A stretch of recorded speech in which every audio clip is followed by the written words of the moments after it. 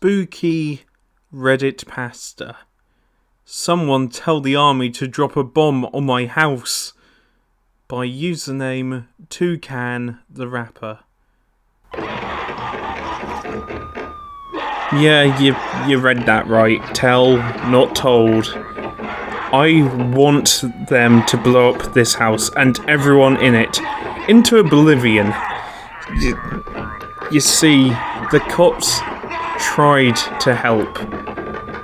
They really did try to help.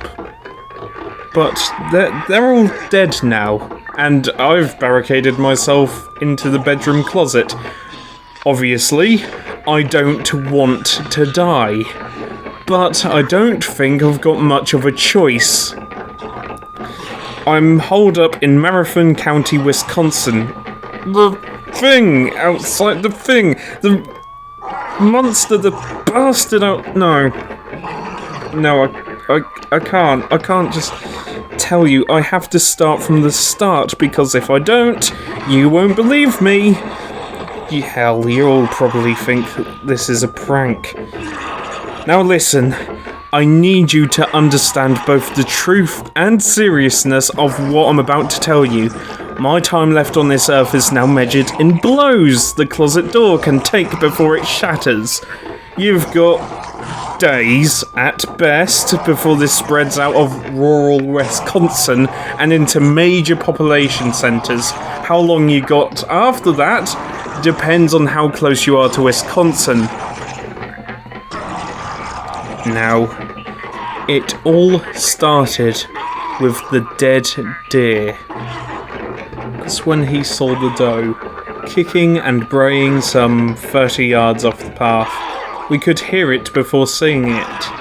When we drew closer, deer, whether doe or buck, makes one of the worst noises you can think of when they get themselves into a trap, or don't have the common sense to lay down and die when an arrow or slug gets into an artery. That's why Jeremy and I both used to say the two most important tools against animal cruelty were a steady shot and good cardio. The only downside of living near the mead was waking up in the night because one of the whining creatures found its way to your porch. Another half-dead victim of overweight tourism hunters from the city, lousy shots who would clip a fawn in the neck, then chug back a cheap beer while the poor bastard drags itself away through the brush to die alone and in agony. I understand why city liberals hate hunting. You know what, I would have hated hunting too if I learned everything about it from some sicko wanker thrill killer who only pulls the trigger because it gets the blood flowing in ways his wife can't anymore. But, yeah, that's not why I'm here. Well, it's also plumb stupid to waste time on getting you to respect a forest I want you to napalm out of existence. Now, there's more than one thing folk could say about the ladies Jeremy and I took for wives, which we couldn't get too mad about. Yeah, my sister-in-law Harriet was an incomparable gossip, and my Sarah had mastered the art of asking one too many times when she wanted to get under my skin. However, they were both Wisconsin girls through and through.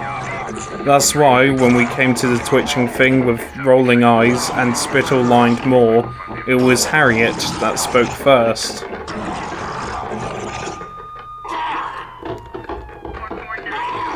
Stay back, Jer. It's rabid. Look at its legs.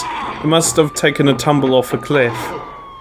Now, at the time, none of us disagreed.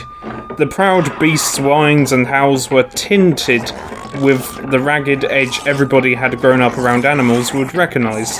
The browns and whites of its fur were matted with dirt in some patches, thin and almost skin-bare in others.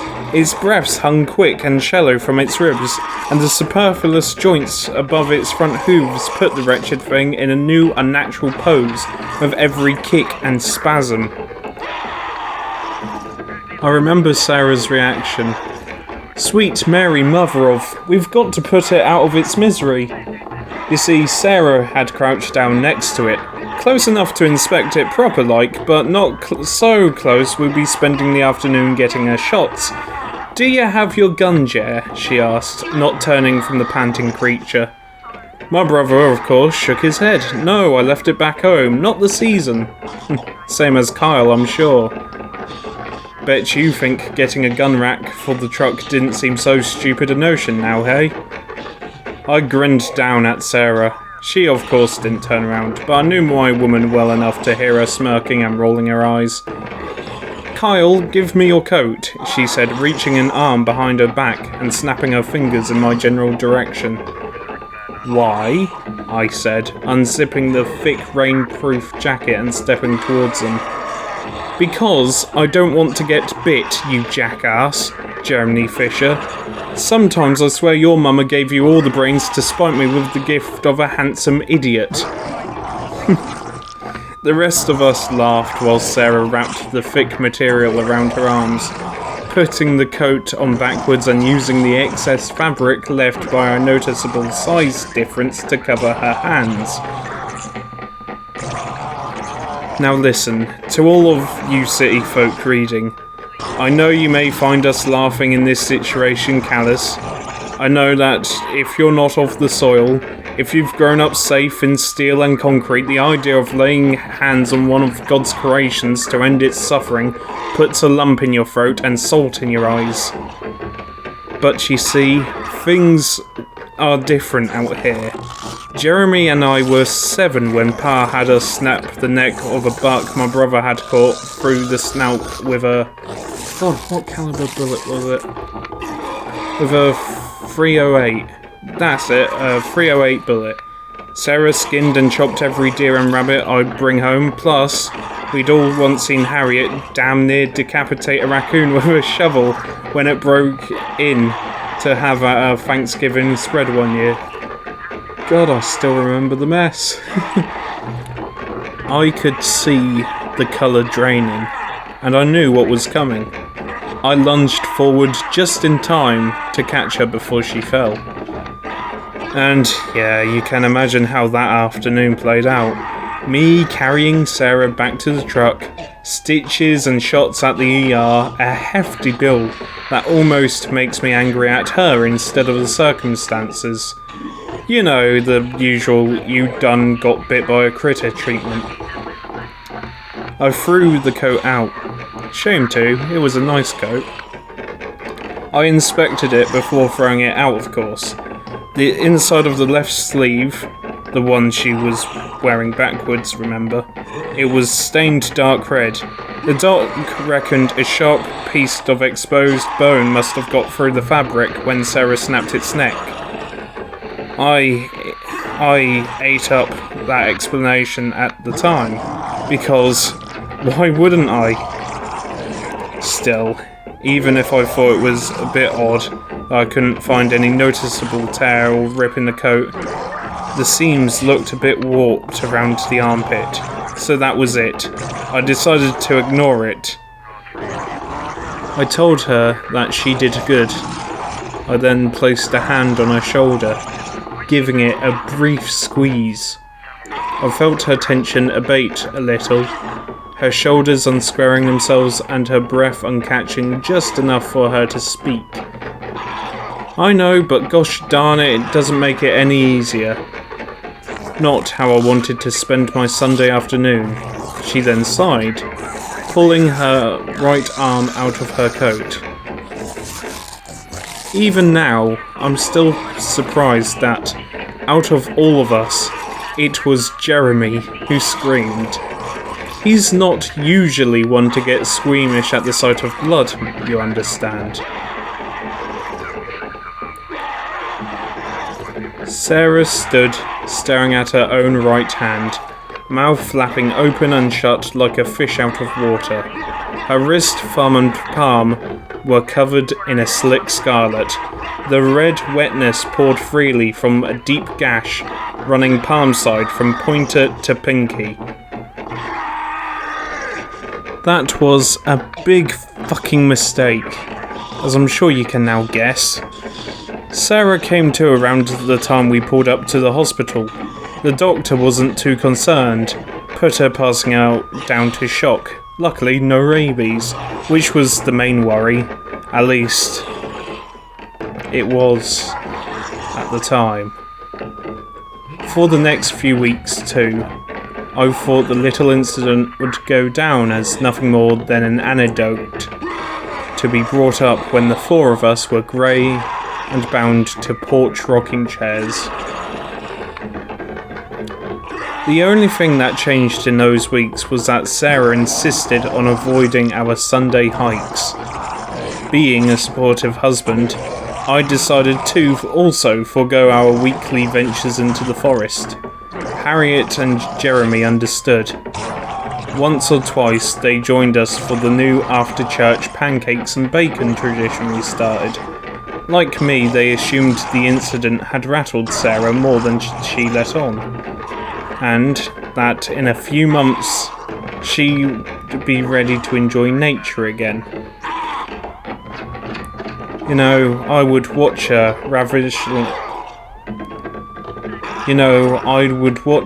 inhale plate loads of stacked bacon, syrup and one or two pancakes. My heart filled with nothing but love and sympathy for my woman and the new fragility I falsely believed she was taken by. All that changed the night it showed up. Harriet and Jeremy were at ours for the evening. The Brewers had taken a hard loss to the Dodgers, so Jeremy and I were already several beers deeper than we usually would have been. For those of you that can't read in between the lines, we were drunk off our ass. I want to point that out. It's important to me that I'm not remembered as the kind of guy who would act this way sober. Harriet spotted it. Sarah hadn't been feeling too well. She'd come up from folding laundry in the basement earlier that afternoon, pale and complaining of a migraine, and had to spend a day in bed. That meant Harriet took care of the cooking. Now please, don't think this is what to do with any kind of sexism on the part of my brother and myself. As I said, they were Wisconsin girls through and through. Harriet was never one to pass up a chance to show off her skill with a pot and some bratwurst. We were drowning our hopes for the season when we heard the plate smash. The shriek alone would have been loud enough. Harriet was stood at the sink, smashed china around her ankles, usually rosy face the shade of Bible paper. She was pointing with a trembling hand at something standing in the yard, a few feet away from the porch. I squinted, trying to make out what I could in the throwaway light of the kitchen window. After a few seconds of shoving my focus through the inebriated beer fog, I realised that I recognised it. It was a deer. No, not a deer. The deer. It was the same one we'd left dead in the thicket nearly 2 months before. That alone wasn't why Harriet shrieked, however. I could tell why the sight of the beast knocked the pigment from her cheeks long before I mustered up the mental fortitude to link the events unfolding to my booze-soaked memories. Harriet was screaming and backing away from the kitchen because the last time we'd seen that deer, it had been dead. And it still was. It stood there, staring at us from the lawn, its head swayed and lolled on its still broken neck, glassy eyes staring at us upside down, horizontal pupils dull and milk-stained. Jeremy and I were already heading for the door, shovel and fire poker in hand, when it started howling. If we weren't so drunk, I think we would have turned straight back into the house. The noise was ungodly. The bleats of the doe in pain turns your stomach the first time you hear them. This was far, far worse. As it was, we were men, and we were drunk. So we did what drunk men do in situations like these. We beat the damn thing until it stopped moving. I must have brought the shovel down on it 7 dozen times. At least. The mangy mess of threadbare fur and exposed ligaments kept twitching and letting out that twisted whine, no matter how much bright orange liqueur splashed across my face and jeans. Finally, after what felt like hours of interrupted smacks on metal and flesh, what remained of the thing's frothing, flopping face faltered into a gargling hissing, and then silence. You should never drive drunk. I know that. But we were too shaken up by whatever the fuck had just happened. We threw the thing in the back of Jeremy's truck without saying a word to Harriet. Now, the sheriff wasn't too happy about, the whole dead deer thing and drunk driving. He said to us, "You blasted Fisher boys coming in here stinking of booze like it's 2003 again." 2003. Oh, that was a messy year. Anyway. But he did relent when he saw the bloated carcass we carried by the hooves between us. Now, don't get this twisted. This isn't one of these stories where the police are foolish. Sheriff Harworst had gone to school with our dad. They knew we weren't the folk to make something like this up. Now, to cut a long story short, he locked the fucking thing in the morgue and said he'd give us a call once the local vet had taken a look. Because, in his words, no goddamn deer should goddamn look like goddamn that. He knew that deer, no matter how posthumous, shouldn't link fluorescent orange pus. He knew that an animal, obviously many weeks dead, shouldn't still be twitching, especially with no fucking head. He knew that maggots aren't big enough to account for the writhing lumps below the belly of the skin. Above all, he knew that out of the thousands of deer he'd seen skinned in close to 65 years, none had scales waiting once you peeled back the fur. He also looked past us driving home inebriated. Because, and I quote here, "You boys have had enough grief tonight." What can I say? Things are different out here. Harriet wasn't there when we returned. Sarah was sitting on the sofa, a little less blanched than she had been. She told Jeremy that Harriet had called a cab and headed home. This wasn't unreasonable. We'd been gone for more than a few hours by that point. Jeremy said his goodbyes, then headed back. Sarah and I then went to bed, and we both fell asleep. If I had known that night was the precipice of the sharp decline my world would soon take, I don't think I would have slept. The phone call from the sheriff explaining the deer that refused to die never came. The next few months were defined, for our town as well as I, with the search for Harriet. You see, she hadn't been at home when Jeremy returned. The cab company remembered taking the call from Sarah on Harriet's behalf, but the driver had waited around outside the house for 20 minutes, and, after no response came from Harriet's phone, had assumed it was a prank call. The sheriff, Jeremy, and myself, as well as the rest of the town for that matter, combed the entire forest. We never found a trace.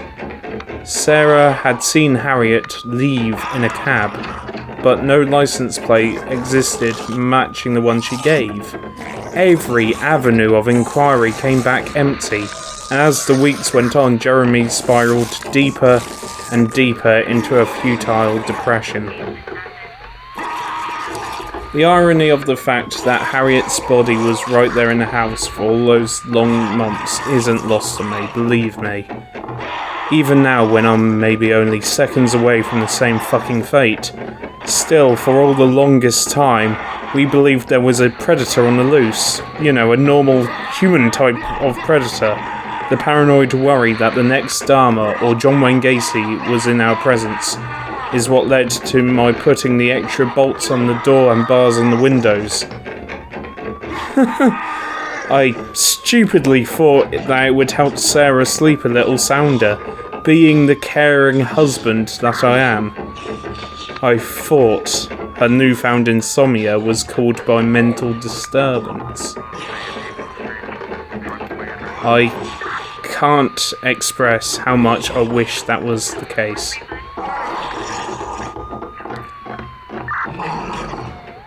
Sarah's behaviour became ever more erratic with every week that passed. I assumed it was grief over the disappearance of her best friend and sister-in-law.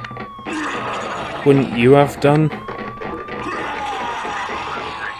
It started with the small things at first, with her insisting that I didn't go down into the basement when she was doing the laundry. She even went to the extent of getting locks. She told me she needed some space, somewhere she could guarantee not having to feel another pair of eyes on her.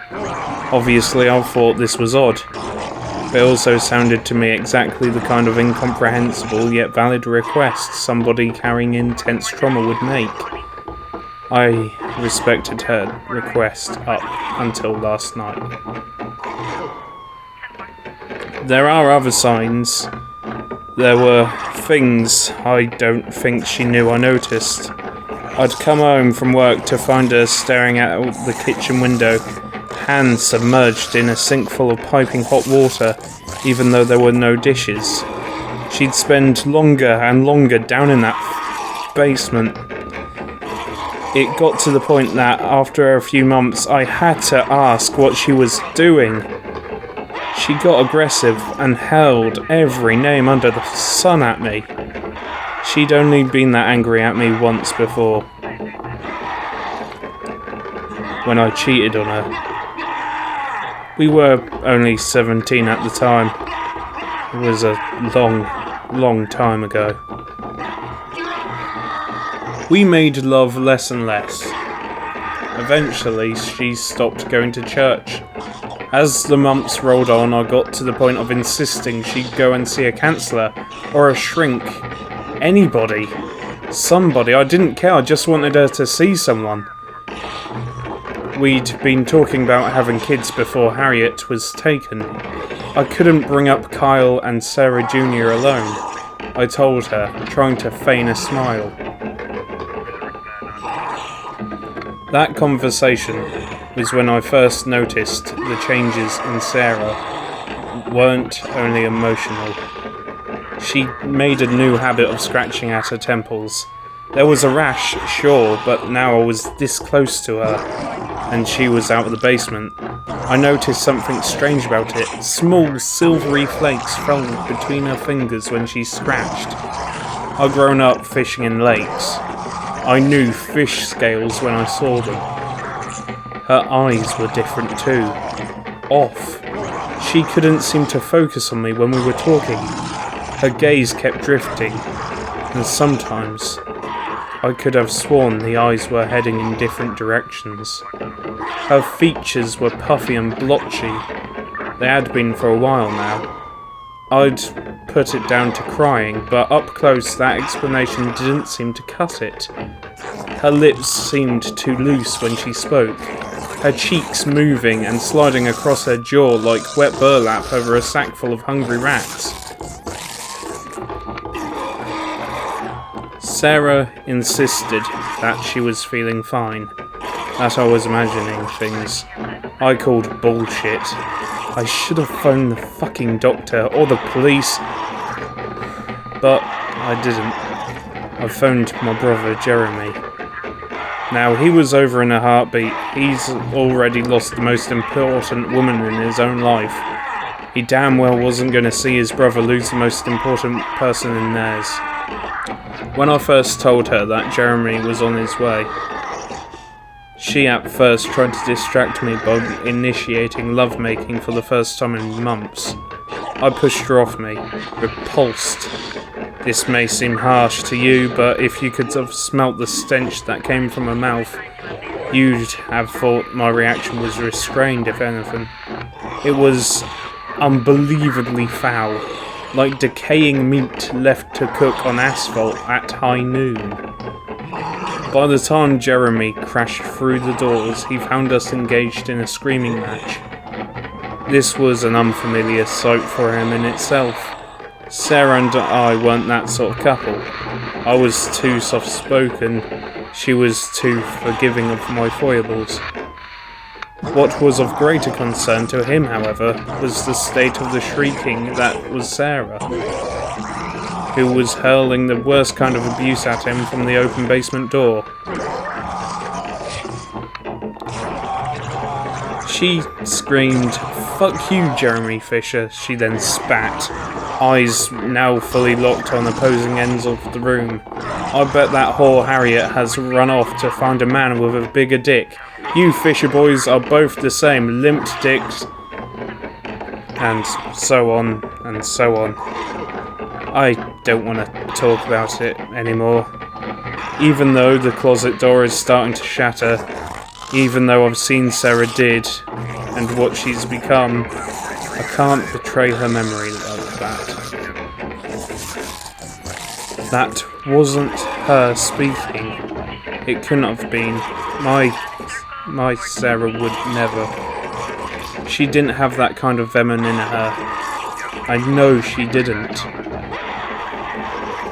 I can't blame Jeremy for losing control. Before I could stop him, he lunged forward, his fist connected with the side of Sarah's head.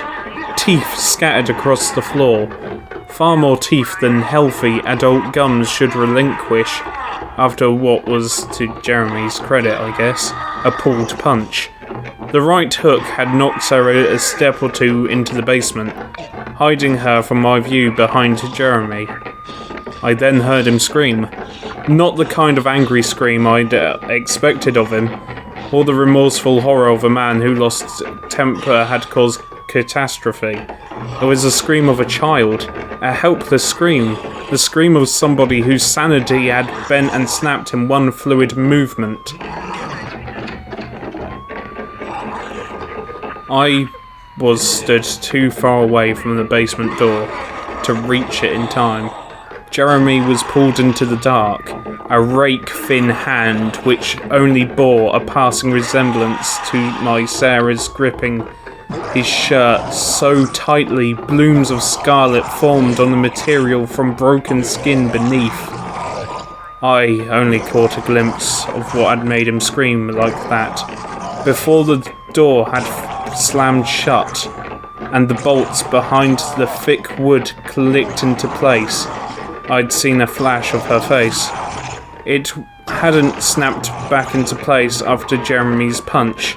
The skin hung loosely, ear above her nose, eyes smashed into her right temple, nose and mouth bent and broken around the cheek and where her other ear previously sat. The skin had torn around her forehead, and through the hole, an eye locked on mine.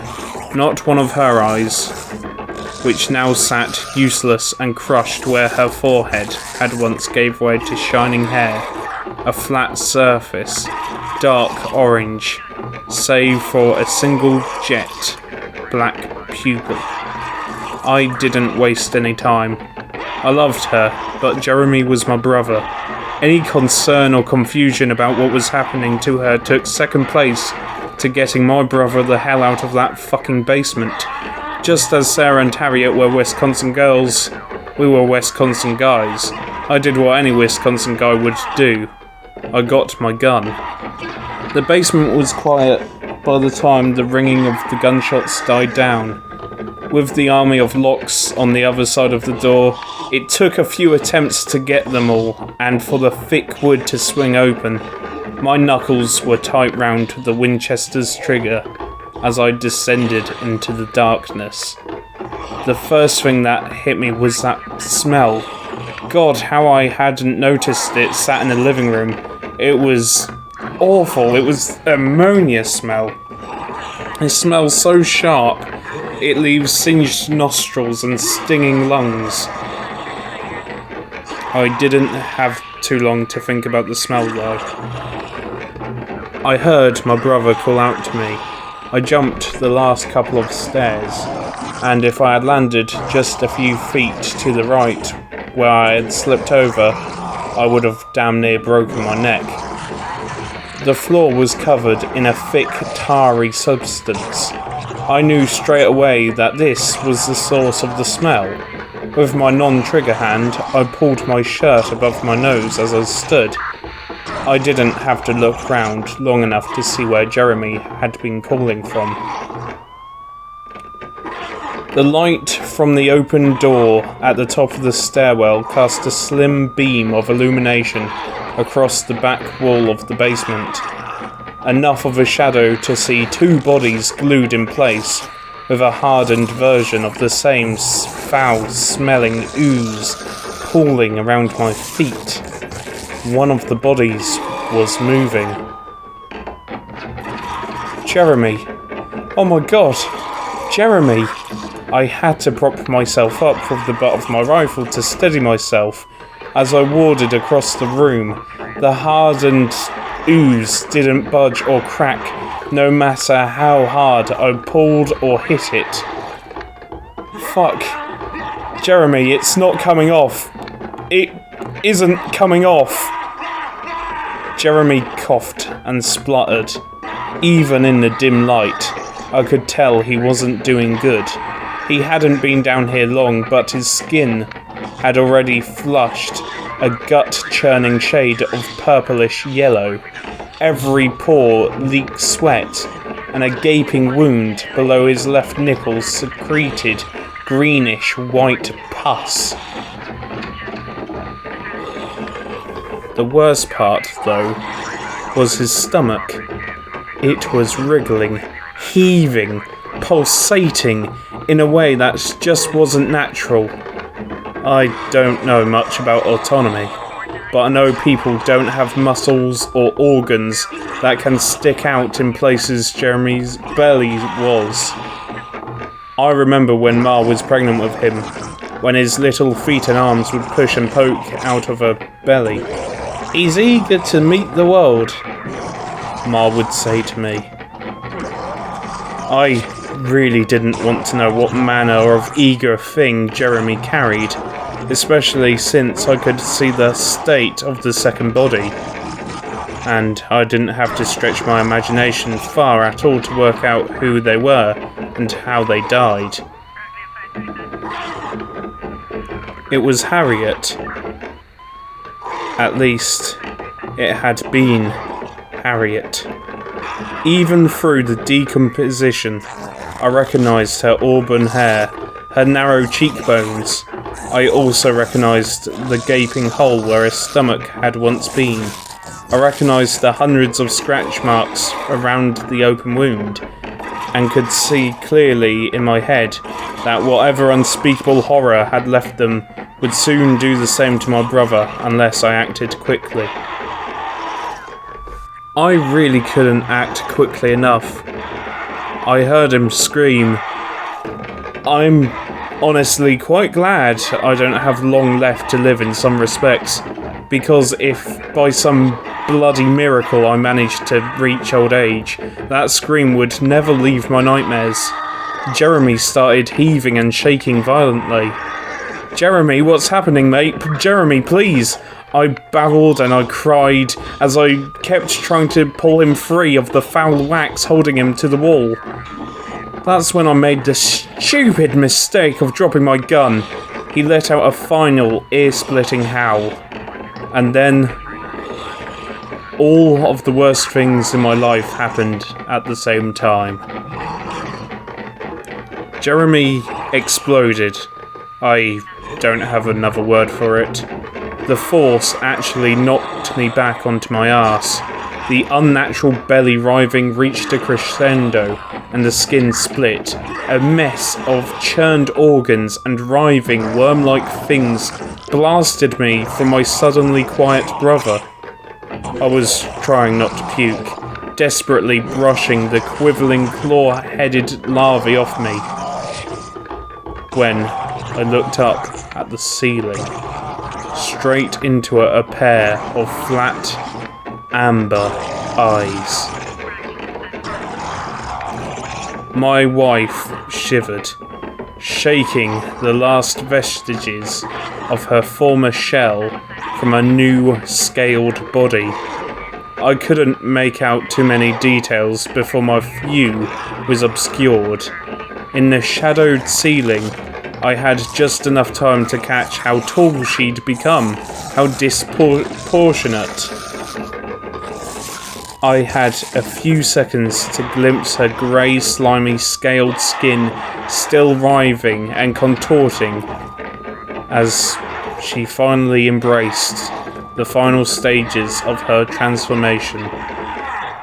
Everything went black. I yelled, flailing to get my wife's discarded skin off me. It still smelt like her, although for the first time the scent of that lavender perfume turned my stomach. I couldn't get the mass of human leather off me fast enough. The skeletal amphibious creature dropped from the ceiling, landing on top of me. Sarah pinned me down by my wrists. I could do nothing but scream in protest as the mandibles that now stood where her beautiful lips had been unfurled. A long, dark purple appendage uncurled from the recesses of her new face. I could do nothing as she plunged it down my throat. I coughed and gagged from the feeling of it, slavering its way down my esophagus, past my stomach, and into my intestines. My face was wet with tears. I struggled for breath, choking, unable to resist as it made a disgusting noise. With each of its spasms, a lump emerged from her throat, travelling down the purple tube. I could feel each forced through my body by her new appendage. A white-hot pain flared from inside my guts. My bowels recoiled from the deep scratching, burning sensation as whatever she was placing inside me latched onto the lining of my lower tract. The withdrawal of the probe was almost as bad as the insertion from it. There was no weight of my core that didn't feel like it was on fire. I was also too aware of a heaviness in my gut, a new alien weight that was already starting to move and flutter. The knock on the door saved my life. Hello, Kyle Fisher, it's me, Sheriff Harworst. I wanted to check in on you and your brother, but he's not about. Is everything okay with you boys? I haven't seen you at church in a fair while. The thing looked up, startled by the interruption. I seized my opportunity, planting 2 feet in its distorted belly. It howled in pain, releasing its grip on my wrists. I've never sprung to my feet so fast in my life. Run! I yelled as loud as I could in the direction of the sheriff's voice. For the love of God, man, just fucking run right now! I ran up the stairs from the basement. I didn't have time to scream any more instructions, but I heard the sirens of his car blare into life by the time I reached the ground floor landing. I could hear it scuttling along the wall behind me.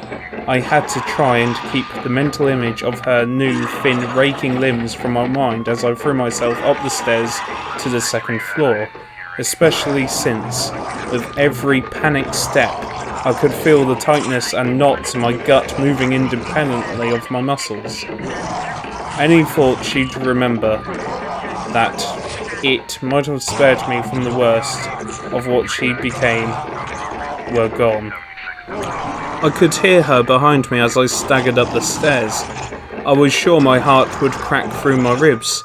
Each breath felt like my lungs with glass. Still, I didn't look back. The doors and windows weren't an option, I knew that. Even now, I cursed my paranoia. The bars that were supposed to keep the worst of humanity out now had me caged with something far worse than humanity could ever be. Fire ran up my gut with each heavy thud of my feet on the floorboards. I could feel something in my intestines. It was writhing, pulsating. No, not something. Some things. The thought of Jeremy crossed my mind again. Please, I thought, please let help arrive before I end up like him. Sarah had almost reached me by the time I fell through the bedroom door. I could smell the ammonia stench of the mucus she lined the walls of the basement with. I felt one of her crustacean-like limbs brush my ankle. I launched myself over the bed, landing in a heap on the other side, from which I didn't even bother to get up from. I spasmed towards the doorway in a panicked crawl, whimpering all the while. I managed one quick glance over my shoulder before I pulled myself onto an open closet. The thing that was my Sarah stood in the bedroom doorway, illuminated fully by the torch I'd dropped during my clumsy vault over the bed. You see, she had always been petite, barely over 5 foot. Now she had to hunch as she shoved and barged through into the room, splintering the wooden door frame and cracking plaster as our house adjusted to accommodate her new form. Her old human limbs fell limp by her side. Her new appendages were many, starting from her cracked and open ribs. A sea of bony segmented legs ran along her anaconda spine. This new body slithered down and out of sight into the hallway.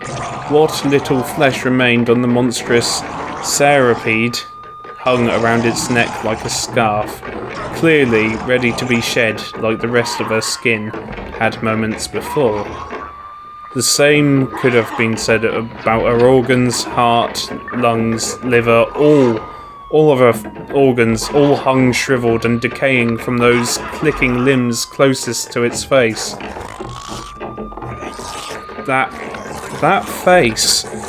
If I had enough of a future to have any more nightmares, that face would be the subject of all of them. There wasn't any of my Sarah left in this face of this thing. Her face, her beautiful face, had been pushed aside by the elongated bone snout protruding from where her nose once was. Her stretched maw ended in a pair of sharp mandibles, razor-edged insectoid pincers made from the two halves of her once human jaws. Her eyes are what haunted me, what pushed the last remaining shards of yesterday's breakfast from my stomach. They were still there, but flat, lifeless, and ready to be shooken loose. Pushed aside as Sarah's old face made way for a new head, the sockets that once held dazzling blue orbs were splayed to either side of her face. The new flacked orange plates stared off in different directions, one on each side of her head, like the most hideous of deep-sea monstrosities. I must have screamed, but it didn't register. I know she screamed at me, a horrible, guttural, piercing screech, a sound made by some manner of thing that is both insectoid and aquatic, and yet at the same time neither. Luckily for me, my fight or flight responses kicked in before I found what sanity-rendering cry meant. I think I knew, though. I barricaded the closet door behind me. As you can probably tell, there's not much available, but in my panicked state, I really didn't care. An old box of vinyls and the vacuum cleaner of all things would have to do. Besides, even if I did have something sturdier to bar the door with, it wouldn't matter in this point. I'd been on borrowed time since we'd found the deer in the woods. I backed away as far into the wall opposite as I could manage, my face wet with something. Blood or tears? I don't know, probably both. The pain in my gut is unbearable. I keep picturing Jeremy in my head, his contorted face twisting, his 1,000-yard stare as his stomach. No, I can't think about it, even if that is what's going to happen to me. I can't spend my last moments thinking about my hellish fate. That's why I'm writing this out instead. The last few days have been a nightmare, but I know they're a picnic compared to what's going to happen. Unless I'm lucky, of course. If, and I do mean if, I'm lucky, this post will reach the right people, and I can die in a fiery inferno long before my maggot children eat their way out of my stomach. I've been hearing this noise since the beginning. It has been scratching on the closet door. The sound of its mandibles scraping at the cheap wood is deafening. Not long now, but I can hear its moaning chitter. The writhing things in my gut can hear it too. They quiver and twist with each new sound, eager and impatient to be with their mother. The sheriff, God bless him, had come back with the other cops. They arrived about half hour ago.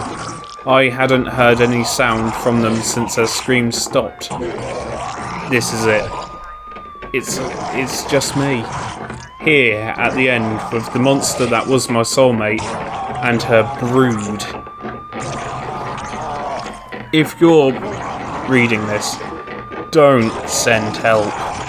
Who knows how many other things have been turned into one of these grotesques, one of these abhorrences, these sins against all that is holy, and so on, and so on. You see, something must have turned the deer that took my wife from me. Who knows how many of these things are out here, or how many more of them. There's only one thing you can do. Drop a bomb on this house. Nuke me, her and the rest of this nightmare out of existence. Wipe us off the map before it's too late. Shit. I wish I didn't drop my gun. She's nearly through the door. Don't come here. Tell the army to put the Marathon County into quarantine immediately. If they don't, this thing will spread. We don't have the time to do the normal arguing about ethics and morals. The only solution is to kill it with fire. Your lives depend on it. My address, where you need to drop the bomb to save humanity.